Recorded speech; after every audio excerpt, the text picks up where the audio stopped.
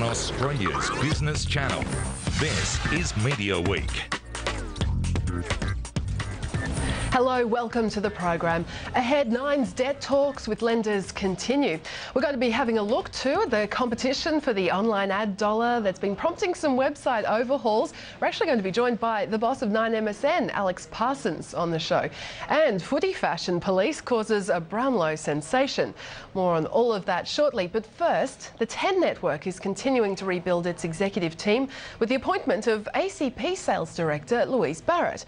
Well, this all comes as Citigroup warned that 10 needs to maintain at least a 25% share of the Metro TV ad market to remain a going concern, according to reports. Well, let's get some details on this with our co-host, James Manning, the editor and publisher of Mediaweek.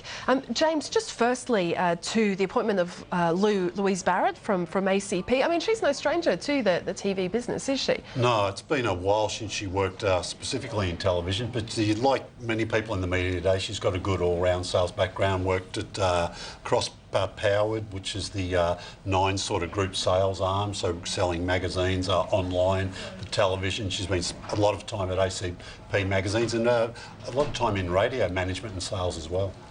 This isn't the only appointment we've seen, though, is it? This is sort of part of a rebuilding process that we've been seeing. Sure, yeah. James Warburton's been building a new team. Barry O'Brien, we used to have on the show, of course. He went over probably a couple of months ago now. Russell Howcroft, we talked about next week. Of course, Russell and both Louise won't be able to start till next year, so they're taking a long term. Look, it's not, sure, we're in a bit of rating strife at the moment, but we'll be building this team and we think things will eventually pick up, and we've sort of got the team ready in place to take us through 2013.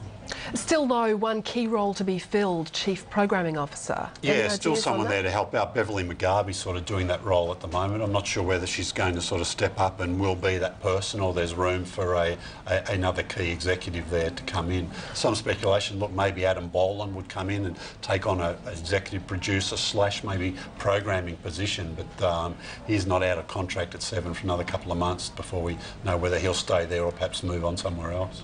There's been reports, analysts talking about the issues 10 could face because of the sharp falls in its share of the Metro TV ad market. What do you think? I mean, is it likely that we could see 10 get to the point where it's, in danger of needing another capital raising or breaching debt covenants? Well, there is speculation, yeah, they will. They've already had to raise $200 million earlier this year from the existing shareholders. It remains to be seen how they go, I guess, through the last, what have we only got about 8 weeks of survey left, really, 8.5, something like that. Then they're out there selling next year at the moment. They've got their upfronts, I think will be in November this year, probably later than everybody else's. Just remains to be seen how that will going. Look, people will think, even Citigroup, I think, predicted, look, their ad share's bubbling along now. I think 25 was the last one they were on, 9 was on 35, 7 was on about 40. They could be slightly below that. As we've talked before, the worst predictions are for it to drop under 20. How will they go? And how's the outlook looking? I mean, at this Well, stage? it's just these new shows that come in this weekend. Some new shows start up. Homeland's coming back. Won a lot of Emmy Awards this week, so that's always a guide. Did well earlier this year. Will it rate as well as it did first time round, or will it be better? NCIS Los Angeles both come back into the schedule next week. All that stuff's going to make a difference. How much? Well, it remains to be seen. Well, to Nine as well, and we've heard that the lenders now have agreed that Bauer can take over for $500 million plus, take over ACP magazines there. Any word on how that transition is taking place? We think that's going to happen pretty quickly. Some Bauer people, there could be even a couple of executives arriving Thursday and Friday this week. There'll be definitely a team of people here by Tuesday, when I understand there's some sort of gathering with ACP and Nine executives to sort of plan the handover. So yeah, I don't think it'll take long for the new management to be running the company. And any update on the talks between Nine Entertainment execs and lenders? No, there was sort of no breakthrough, I don't think. The initial couple of days this week, there's been no reports of any sort of new ground. So I guess we've just got to see what happens. There's that date, as James Jessel told us last week, they're working towards towards a February refinancing, but they probably need to get some groundwork done before then. And just finally, we probably should have mentioned this earlier, the replacement at ACP magazines for Louise Barrett. Yeah, announced. Lee Monty's stepped up there. He's only been at ACP for about 6 months, and he's been doing some key work sort of restructuring their advertising teams, the way they sell the magazines. Again, he's another person with a good all-round media experience.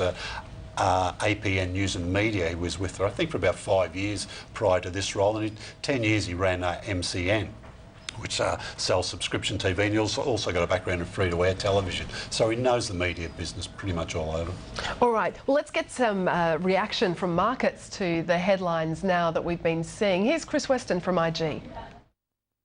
All the talk and probably the biggest story is exactly what's happening with Channel 9. I'm not going to go into too much details, but I think it seems the market is saying that, you know, CVC will ultimately come out of this the big losers. I think that's been known for quite some time. So I think people are saying, you know, Packer obviously has done a very good sale at just at the right time when he originally sold this out. But it would be very interesting to see how the shares will be reacting had this been a listed vehicle, and clearly this will be a listed vehicle one day, and perhaps could have a very good investment case behind it further down the line. But that's not going to happen anytime soon. Elsewhere in the listed space, we're rounding out the quarter, and what's been a thoroughly miserable quarter to be holding media stocks indeed. The one stock which has been a shining light, and it's one I've been talking positively about for quite some time now, is News Corp. That traded to a new high on Friday. 24.25 that got up to. That was the highest level since 2008. Clearly this is the space to be. You continue to buy dips in this name at the moment. There has been talk overnight that they are looking to potentially take out DreamWorks, which I think could be a very interesting acquisition. It's a small bolt-on acquisition worth they'd probably have to pay about $1.5 billion to do this. They certainly have the balance sheet at the moment, but it seems they're doing these smaller acquisitions going forward. I think that's going to be very interesting indeed. Elsewhere in terms of the space, 10 round out a thoroughly miserable third quarter, currently down about 29% in that space. We have seen the regulator saying they won't block the sale of the iCorp business there, which I think has been priced into valuations now. Citigroup have come out and said the structural issues that have been going, the operational performance, the operational issues, has seen them take down their fair value for the stock overnight to 40 cents. Their floor valuation is about 18 cents. If everything doesn't go to plan, we probably could trade down to there. Elsewhere, Seven West Media, they closed out also a thoroughly miserable quarter, down about 30% thus far. And the investment case, I think longer term is okay. But I think the big issue now is whether Don Volti stays at the helm. Clearly, when you've got a talisman like that, potentially leaving because he has signed a non-executive position at Nexus Energy, you're going to hesitate to buy stock when there potentially won't be a chairman at the helm in a year's time. He does have a one-year rolling contract worth about 2.6 million. So that's big speculation there. In terms of Fairfax, we're seeing that trade very close to an all-time low, 42.5 cents, just off that 41. But the worst performer for the third quarter is APN, down about 51% at the moment. And really, it's only News Corp that's actually poking its head above any kind of positive ground at the moment.